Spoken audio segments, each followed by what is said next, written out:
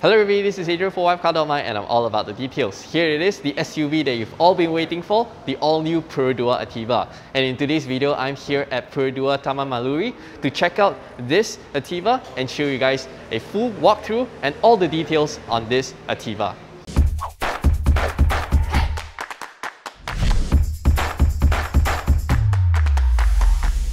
Download the official WapCar app on the Apple App Store and Google Play Store now.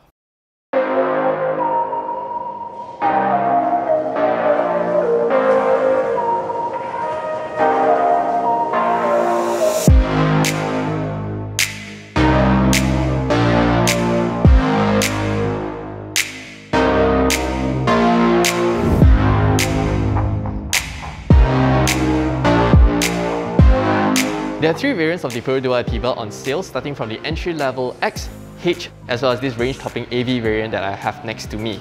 So we all know that the Ativa is based off the Toyota Rise as well as Daihatsu Rocky, which are both sold in Japan.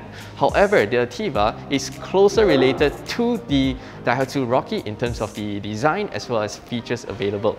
So let's start off with the exterior design. Now, Perodua has done a few touches to make it a little bit more local.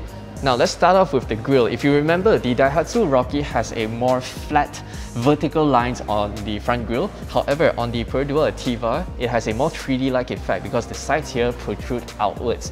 I think it's a very nice touch, and over here you get two chrome strips that runs across. Again, unique to the Ativa.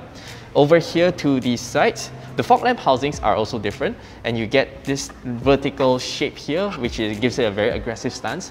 Now, this design element is first seen on the Perodua Beza facelift, so if you remember. Now, over here you can see that this particular unit is fitted with the optional gear up accessory kit. Personally, I still can't form an opinion on this because I think it just looks too aggressive for a, Perodua SUV. However, on the standard models, you get a silver lip on the lower section of the bumper, which is standard. The Ativa is the first Perodua model to be equipped with automatic high beam, and on the H and AV variant, it adds sequential turn signals and adaptive driving beam with side view lamp or cornering lamps as we know it. Adaptive driving beam sounds very fancy, and it actually is. Basically, think Audi Matrix LED. What these baby can do is that when you have the high beam on and it detects oncoming traffic, the individual LED diodes will dim so it doesn't glare the oncoming traffic while keeping the rest of the dark road illuminated. So over to the side here, you can see that the Ativa rides on two wheel choices. The entry-level X variant rides on 16-inch alloys, whereas the H and AV variants rides on 17-inch alloys wrapped around 205/60 R17 profile rubbers. Now, moving along, up here, the black roof is only available for the range-topping AV variants, and you can only pick between two colors, this red or the white. And this one, I think you have to pay a bit more for this black roof. Now, I want to draw your attention to here. You see here this little side fin here. This is actually a newly addition option for the Toyota Rise and Daihatsu Rocky in Japan, which are both recently introduced, and we already have it on our Ativa. So kudos to Perodua for giving us the best stuff. Moving along, well, you can see here the keyless entry is only available on the driver's side. However, this keyless entry system is different from your regular Perodua models where you get a button. This one here is a touch-sensitive unit, more akin to what you see on Lexus models and Honda models. Let's check out the back. So over to the rear, the changes, again compared to its Japanese counterparts, are nip and tuck. So unique items available on the Ativa is this trim piece that runs across the tailgate with a black and a chrome finish. However, the standard X variant gets a silver finish instead of chrome.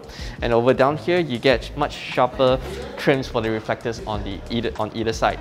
This one here is equipped with the gear up body kit, so you get a much nicer, sharper roof spoiler, as well as a, again, overly aggressive lower bumper with two, big exhaust outlets. The tail lamps are LED combination units.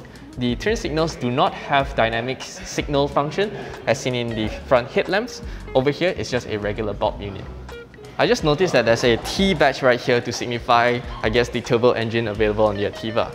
So, one interesting fact about the Ativa is that it's actually slightly heavier compared to the Toyota Rise as well as Daihatsu Rocky, and the reason for that is because the tailgate of the Ativa uses a steel unit instead of a plastic mold.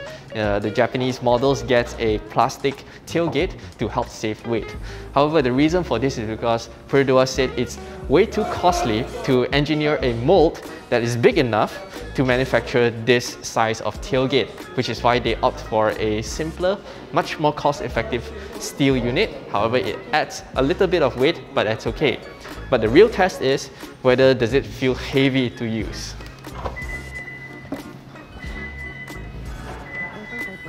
Nope, no issues at all. So over here, it opens up to 303 liters of boot space, which is expandable to 369 liters. And you do so by moving this false boot floor and adjust it to its lowest position, and now you have 369 liters of boot space, which is bigger than the X50. This tonneau cover here is a la Honda HR-V. It's very easy to remove, and this helps by being able to easily stow this away so you can load taller items in the Ativa. Another unique feature to the Ativa that the Japanese cars don't get is a full-size spare wheel underneath the boot floor. Now, this does add a little bit of weight to the car. However, imagine this, when you're traveling on the highway, balik kampung, and you encounter a flat tire, this is a lifesaver.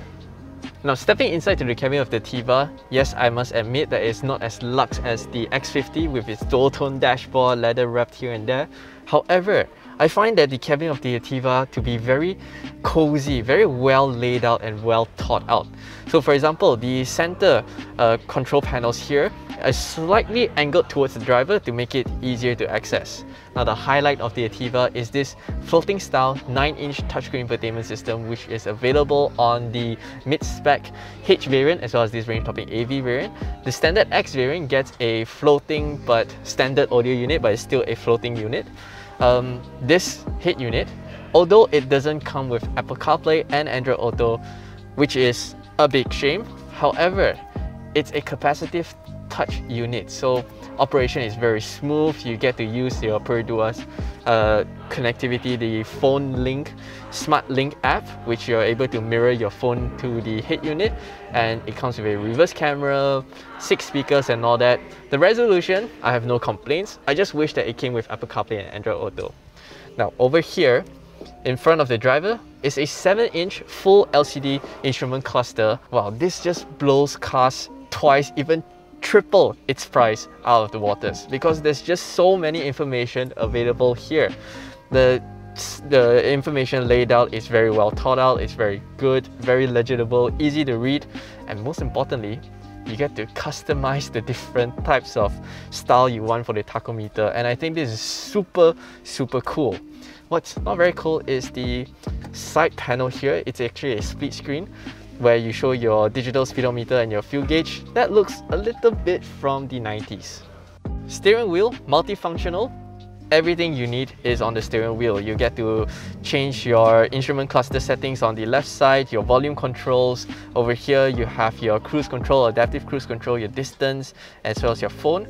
And most importantly, the power button, which, I mean, why nobody has thought of that? You just press a power button and you get a sharper throttle response from the powertrain. And something quite cool is that once you do it, the tachometer actually has a little orange hue just to, you know, liven things up a little bit. So other features that is unique to the Ativa is this digital climate control panel, which is seen on the Myvi and Arus. However, in the Ativa, it's slightly updated and refreshed. It looks much cleaner, much nicer. It has an off button, dedicated off button, which is a big deal to me. But this one here is much nicely integrated in the Ativa compared to the Myvi and Arus. Those feels a little bit cheap to use. Over here, Japanese models don't get is a central locking button. It's only available in the Ativa, and it's placed right next to the handbrake. Now, I kind of find it weird position to have this, but I guess that's the best that they could do. I would much prefer it to have over to the center dashboard here or the sides, but nevertheless. Other amenities in here include 2 USB charging ports, 12-volt socket, HDMI port, a little storage space up here, and over to the side here, which you can see in the camera, a small little storage bin for you to put your phone or loose items. a nice cup holder that pops outwards, and once you place your drink over here, the aircon is blowing directly against it to keep your drinks chilled. Center armrest, little bit of storage space. Over to the side, you get 2 cup holders. However, they are pretty tiny, so you're able to fit about 500 milliliters of bottle max. It will definitely fail the big bottle test. In the Japanese Daihatsu Rocky, you get a little storage space which you can pull out and put your shoes and whatnot. However, it's not available in the Ativa. Nope, I'm not feeling anything. However, the Ativa gets upgraded full leather seats, which the Japanese models don't get. So other little touches that I can show you in the Ativa, you get a roof-mounted seatbelt reminder. This reminds you all the passengers whether they've buckled up their seatbelts. Silver trims around the air vents on the center and the sides, as well as the door grab handle. I really love this door grab handle design. It's super ergonomic. Whenever you want to close the doors, it's definitely within reach. Very nice touch. Now the million-dollar question, is the Ativa spacious? I have the front seat adjusted to my usual driving position and I'm 175 cm tall. I have about 2 tennis balls worth of space. Not 3 tennis balls spacious, however, this is definitely more than enough for a regular sized adult. And most importantly, here in the Ativa, you get a very nice sitting posture because you're able to slot your feet underneath the front seat very comfortably. There's plenty of space. Headroom, about 1 tennis balls. I'm 175 cm tall and not brushing at all. This is definitely fine. And you're able to kind of recline the rear seats a little bit. There's the 2-step recline, but honestly, I think you're gonna leave it in the most reclined position because yeah, it doesn't make too much of a difference. Other amenities in here include 2 rear back pockets, 2 USB charging ports. They are the fast charging type. You don't get a center armrest nor rear air vents, but that's okay because all 3 rear headrests are adjustable, and soft damn grab handles. I could do this all day.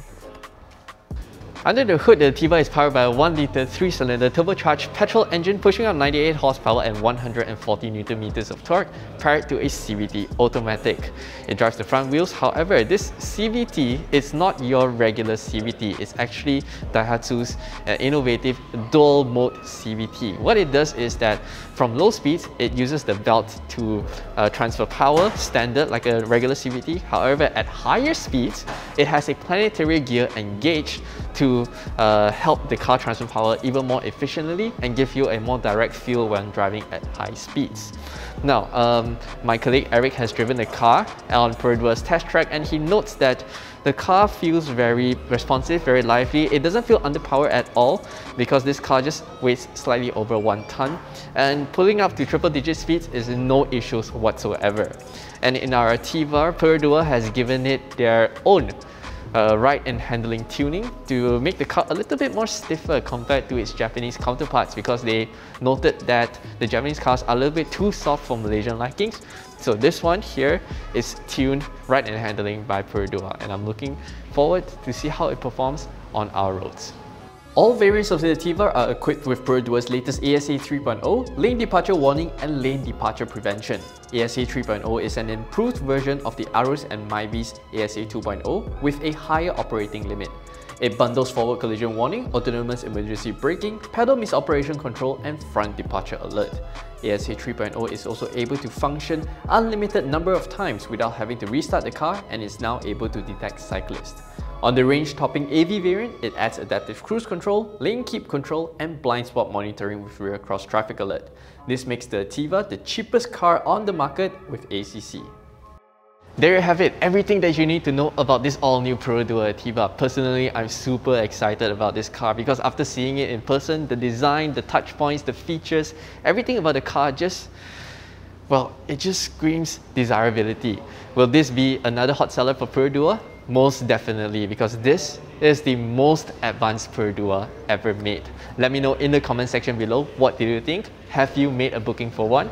Because let me keep it a little bit suspense for you guys.